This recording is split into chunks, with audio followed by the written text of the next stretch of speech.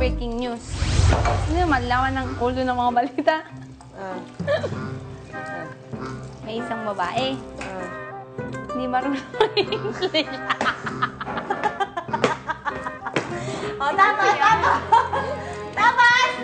Tapos, may kaibigan. Sa loob. Kaibigan mo, kaibigan. Sabi nung kaibigan niya, kailangan nagkakaintindihan. Hey. Eh ngayon, Ayan matututo na eh. Malapit na. Nako, para pagbalik nung kaibigan, magugulat na! Ay, magkakaintindihan, tas yung kaibigan magiging Kaibigan! Hindi. Daho yun. Walang may alam nun, kahit sino. wala, no? Sino yun? Kaya yun? Wala talaga may clue. Hirap hulaan nun. Sobrang hirap. Kasi ano eh, tagong-tago yung feelings. Grabe. Tagong-tago, hindi mo Oo. makita. Hindi talaga sa mga mata, Yung spark, Kuryente. yung kuryente. Ay, hindi mo Wala. makikita yun, be. Doon sa mata niya, nakikita na yung spark. Ay, oo, doon nakikita talaga yun.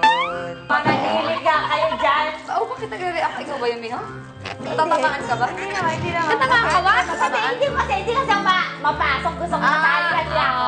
Sali ka. Dali ka na! Pwede ka lang sumali. Baka mas kilala mo yun eh. Sigurado akong kasali ka dito. Ate Bianx, may something na talaga. May something. Si Miho dun sa... Tumataas din yung ano eh. Di ba yung babae kapag tumataas din yung registro Tsaka iba yung boses niya, oo. High pitched.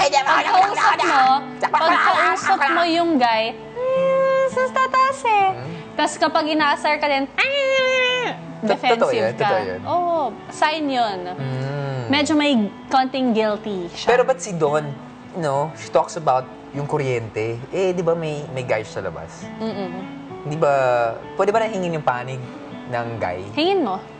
Try natin. Saan sagutin ka? Kasi ako din yung tanong ko kanina, uy, ano kaya naging reaction ng boyfriend niya? Either one, sanay siya kasi alam niya professional dancer yung girlfriend Okay. niya. Or two, suck something. May Although sakit foreigner eh. So hindi ko alam ang foreigner ba na lalaki is sensitive or...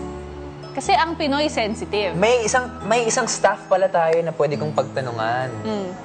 Yung afam na boyfriend. Afam? Oo! Sino may fam na boyfriend? Si Kiri? Josie. Ah. Ay, sorry. Ah! Talaga?